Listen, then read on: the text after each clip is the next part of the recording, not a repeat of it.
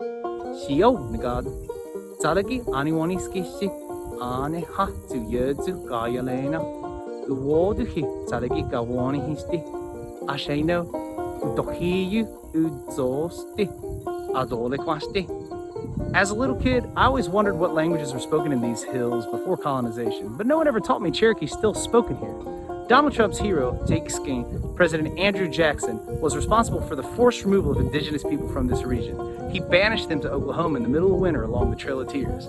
Nonetheless, the eastern band of Cherokee has endured on their reservation in western North Carolina, the Qualla Boundary. They refer to themselves as the Gidua people, and although their language is endangered, people like Myrtle Driver Johnson and her grandson, Tohisgi Climbingbear, are making an effort to revitalize it. Y'all, it's time to get real. Why do we speak English in these hills and not Cherokee? This is still a colony, and violence is enforced against indigenous people at every turn.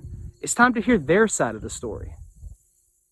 The way us natives look at how the Europeans have come in and just taken over and taken, it's the more they have, the more they want. And they didn't understand when they came here that we're part of the earth. And everything around us is part of us. There's a sacredness to the earth. There's a sacredness, to the trees. And there's especially a sacredness to our language. Myrtle, you were raised by your grandparents in the Big Cove community here on the Qualla Boundary. Right. So your whole home culture was all in Cherokee. When I'd get home from school, I wasn't allowed to speak English in the home until I was 12 years old, and then I was sent off to boarding school. Even when I lived away from here, if I thought of my family, I thought of them in Cherokee because that's all we spoke at home. What are your hopes for the future of Cherokee language? Oh, my hope is to be able to talk to my grandson nothing but Cherokee. What does your grandson's involvement in the language mean to you, Tohisgi, seeing him learn the language now and take it so seriously? Means everything to me, because I know then he will teach others. Agaya the Zutnahi Shela, a Tohisgi Yongalega, Dagwadona, Tosco Shogwa, Agwade Tiuda, Nole Zalagi Agawana, he stig Gadola Qua. Ego Hida, Dagalu was stana, Even though growing up I didn't speak the language, I always knew I was part of the land, this land specifically. I was always told this was where we always were. When I think about speaking the language, I think about how my granny can speak it and how her parents spoke it and her parents' parents spoke it. How important is the Cherokee language to the Cherokee identity and to Cherokee culture?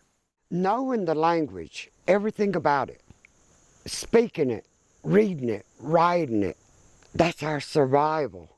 When you were young, there were still thousands of native speakers in the eastern band of Cherokee. Oh yeah. In the community where I grew up, just about everybody spoke. Was there a specific moment when you realized, oh no, we are losing our language? I guess when I came back home for good in 1983, because I've always had itchy feet, I called it. And that's when I realized that the children weren't speaking Cherokee. Now there are 16,000 some enrolled members in the Eastern Band of Cherokee, but there's less than 200 native speakers. Right. Your grandmother obviously is a first language speaker, but so was your mother. Did your mother ever speak to you in Cherokee? Mm-hmm. She tried to, but I didn't want to listen. Because my whole world, my surroundings were all in English, I felt like I really didn't have to. I felt like if I needed to know anything, she would be there. And I could just ask her. And she passed away, so I realized, wow, that's gone, you know? You started to learn Cherokee at the new Dua Academy when your mother was sick. Mm-hmm. What was the experience of connecting with your ancestral language as an adult? It made me feel like I was really Cherokee, you know? It opens that whole new door to your own personality. In Oklahoma, there's far more native speakers that are still around. What was that experience like, getting to go out to Oklahoma? Was it a moving experience? Very moving. Well, we were just touring their immersion school, my daughter and I, and there was a little boy, and he was sounding out the syllabary. And when he finished, he turned and looked at his teacher and asked, "Did I say all of them right?" But he said it in Cherokee, and I hadn't heard a child speaking in years. I had to go out into the hallway and cry. Did it give you some sort of hope for children speaking around here? Yes, it did. In 2004, you guys started the Nuhigidua Academy. It's an elementary school, a full immersion program for children. We taught all the classes, all in Cherokee. I really enjoyed teaching those students. It's really hard to revitalize a language when there's no television in that language. You don't really find it on the internet. Is it painful to see the language in an endangered state? Yeah, because that's going to be a part of us that's lost forever. This specific dialect to us is what makes us up. And I think that's very important for us to know it. Well, you've done a lot of work translating from English to Cherokee. You gave yourself a Cherokee name, and it's also the name of your business, Tohisgi Climbingbear. Why'd you give yourself that name? Because I've been accused of witchcraft. Because the flying raven was a witch. Yeah? That used to go around stealing dead people's livers. So you did it to incite fear. Well, they accused me of being a witch. They still accuse me of being that way. I don't tell them any different. I think a lot of people don't understand that there was a forced removal of Cherokee people from where we're sitting right now. So Andrew Jackson signed the Forced Removal Act, and your ancestors were driven out of these mountains and had to resettle in Oklahoma. Could you talk a little bit about that history and what it means to people who are still in what is now North Carolina? It's a very sad thing to talk about, you know. It's a big turning point for us as a people because there were so many that died on it. Our numbers, you know, dwindled on top of the diseases that we had. For the Cherokee people, President Andrew Jackson has a very negative connotation, and Trump has compared himself to Andrew Jackson. Mm-hmm. Do you think that's an adequate comparison? Very adequate. They're the same. It scares me to think that Trump is going to be reelected.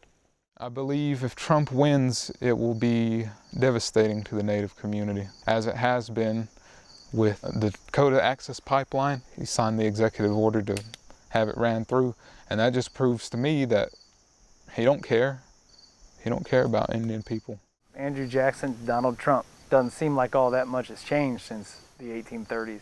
Are you hopeful, or have the last few years been more discouraging than encouraging with the rise of white nationalism? The people who have those negative beliefs are now being criticized by a large group of people. With Black Lives Matter, I appreciate that all the minorities are coming together instead of being split apart. Given that your ancestors for millennia have been in these mountains, do you feel like these mountains are the United States? No. When I see the American flag, then I want to turn it upside down. But if I picture my stepfather's face, then I'm okay with the American flag. Why is that?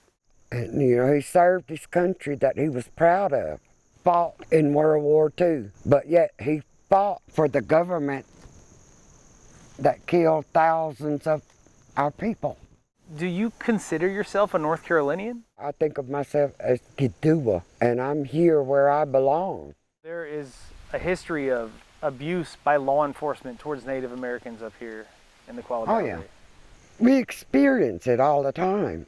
I saw a state trooper break my grandson's leg. There's still hatred, you know, towards Native Americans. Could you say something in Cherokee to the American people, a message to them? 第時落雪就會滯咯。 What does that mean? Go back to where you come from. No, just kidding. Nika tayan iti yawi. Nika kikakay ita kisko ko si kastan yiki yesa. Shoko iti yawi kay si tata leg nu stu uchuit kaya iki naikala ushoy yan iki naha kika. There's a legacy of string band music in Cherokee culture, and you yourself started playing banjo at the same time you started learning the Cherokee language. Mm-hmm. What drew you to the banjo? I heard Walker Calhoun playing it, and it just sounded so cool to hear Cherokee being sung with the banjo like that. The song we're going to play together is actually set to the tune Wayfaring Stranger, but where did this song come out of? The Trail of Tears. So it was sung by people on the Trail of Tears. Mm-hmm. As we walked, we sung it, and I believe our close relationship with the Creator is what was our driving force to be able to get to Oklahoma and survive, because He looked over us as we went.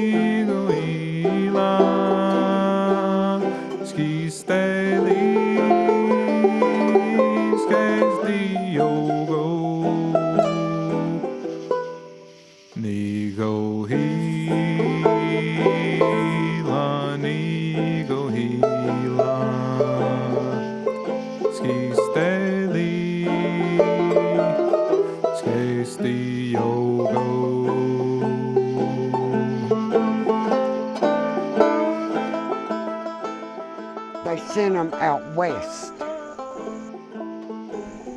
That was like doom.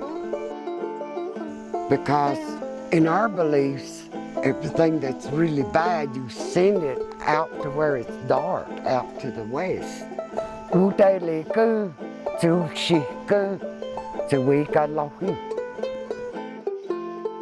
I'm sure the people felt like it was the end of the world.